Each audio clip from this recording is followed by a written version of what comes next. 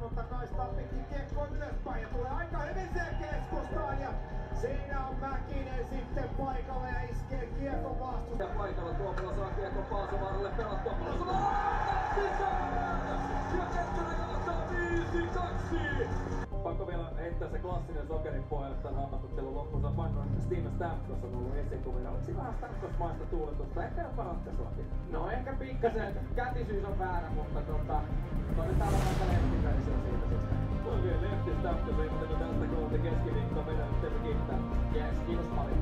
Siinä tulottaa syöttöä Tuomola. Hakelia tarkkaus. Ja tää on nopea syöttö ja siinä tulee ratkaisu!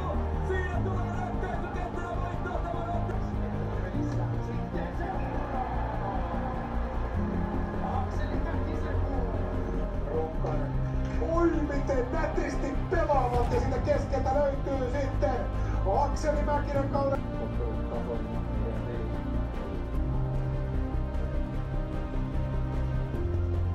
Ja kiekko menee maaliin. Akseli Mäkinen. Ja seitsemän maalille Mäkinen! On elää.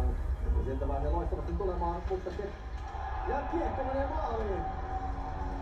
Ketterä tasoittaa yhteen. Maalintekijä.